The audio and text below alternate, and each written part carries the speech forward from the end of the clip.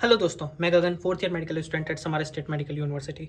हाँ, मैंने आज ही सुबह वीडियो डाला और मैंने बोला कि मैं एक वीडियो डालने वाला हूँ जिसमें मैं बताऊँगा कि आपको कैसे चूज़ करना चाहिए किसी यूनिवर्सिटी को, कैसे किसी कंट्री को चूज़ करना चाहिए कि हाँ, मेरे को रशिया से एमबीबीएस करना चाहिए या जॉर्जिया से करना चाहिए, किर्गिस्तान, कजाकिस्तान, उज़्बेकिस्तान, कहाँ से मेरे को एमबीबीएस करना चाहिए, कैसे आपको चूज़ करना चाहिए। सो आपको देखना चाहिए वहाँ के बेनिफिट्स क्या-क्या हैं। जैसे अगर बात करूँ रशिया में सिर्फ एक दिक्कत आती है लैंग्वेज बैरियर की। अगर वो लैंग्वेज बैरियर आपको नहीं चाहिए, आप जॉर्जिया चूज़ कर सकते हो, वहाँ पे कोई भी लैंग्वेज बैरियर नहीं आएगा। अगर बात करें उज़्बेकिस्तान की, किर्गिस्तान की, तो वहाँ पे भी एक दिक्कत आती है, वहाँ पे अरेबिक लोग ज़्यादा रहते हैं। तो अरेबिक लैंग्वेज वहाँ पे मतलब नेटिवली काफ़ी ज़्यादा पॉपुलर है वहाँ के लिए, क्योंकि स्टूडेंट्स वहाँ पे अरब से ज़्यादा आते हैं, काम करने वाले हैं वहाँ पे अरब से ज़्यादा आते हैं। अज़रबैजान की बात करें, अज़रबैजान से काफ़ी ज़्यादा स्टूडेंट्स आते हैं। सो वो वाली बात होती है वहाँ पे कि थोड़ा सा लैंग्वेज का इशू आएगा वहाँ पे। बट अगर लैंग्वेज बैरियर नहीं चाहिए तो आप जॉर्जिया चूज़ कर सकते हो। अगर जॉर्जिया भी चूज़ नहीं करना है तो उसके बाद आपके पास और भी ऑप्शन है।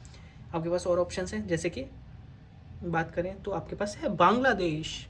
बांग्लादेश में तो मतलब इंग्लिश की भी ज़रूरत नहीं है, आप हिंदी में ही सारे काम कर सकते हो क्योंकि बांग्लादेश में तो सब कुछ होता है। अगर सेकंड पॉइंट की बात करें तो सेकंड पॉइंट आपका होता है कि आपको वहाँ के स्टूडेंट से बात करनी चाहिए कि वहाँ पे प्रैक्टिकल नॉलेज मिल रहा है या नहीं मिल रहा है। वहाँ के जो प्रोफेसर्स हैं वो प्रॉपरली प्रैक्टिकल हमें करवा रहे हैं या नहीं करवा रहे हैं, हमें हॉस्पिटल में पेशेंट ड्यूटी मिल रही है या नहीं मिल रही है, हमको पेशेंट से एक्सपोजर मिल रहा है या नहीं मिल रहा है।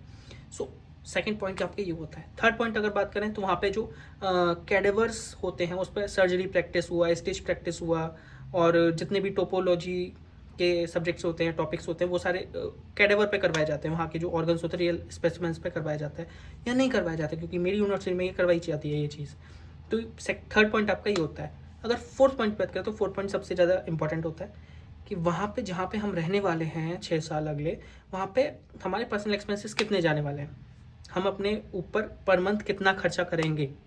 जैसे अगर मैं बात करूँ अपनी, मैं यहाँ समारा में रहता हूँ, यहाँ पे मेरे को ऑलरेडी 3 साल हो चुके हैं, 3 साल और रहना है। तो मेरा यहाँ पे मंथली अगर बात करूँ, मैंने मैस ले रखा है, ठीक है। मंथली अगर बात करूँ तो मेरा 3 से 3,500 रूपये के बीच में कंप्लीट हो जाता है, जिसमें कि से मेरा 1,500 से 2,000 के बीच में सिर्फ ट्रैवलिंग में जाता है, जो कि बस में जाता है। 19 रूपये पर ट्रिप होता है वो, तो वो जाता है।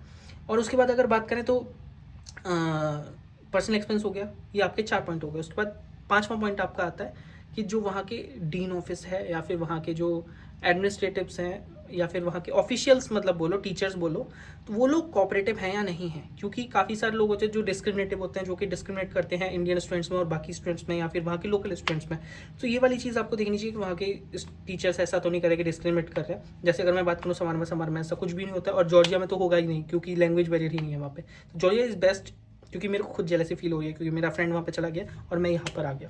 3 साल पहले जॉर्जिया का ऑप्शन नहीं था, बट अभी है। बट क्यों, ये 5 मेन पॉइंट्स हैं कि आपको कौन सी कंट्री, कौन सी यूनिवर्सिटी चूज़ करनी चाहिए, ठीक है। अगर ये पाँचों पॉइंट आपको किसी यूनिवर्सिटी में दिख रहे हैं तो वहाँ पे अंधा विश्वास करके एडमिशन ले लो। अगर इसके अलावा और कोई बात आपको जाननी किसी यूनिवर्सिटी के लिए, किसी कंट्री के लिए, कि इस यूनिवर्सिटी में ये सारी चीज़ें हैं या नहीं हैं, क्योंकि मेरे काफ़ी सारे फ्रेंड्स हैं, मेरे बैचमेट्स हैं जो कि ऑलरेडी अब्रॉड में ही कर रहे हैं, ठीक है। तो मैं आपको उस चीज़ के लिए गाइड कर सकता हूँ। अगर आपको हेल्प लगेगी तो मैं सेम यूनिवर्सिटी के स्टूडेंट से आपकी वीडियो कॉल या फिर वॉइस कॉल भी करवा दूंगा।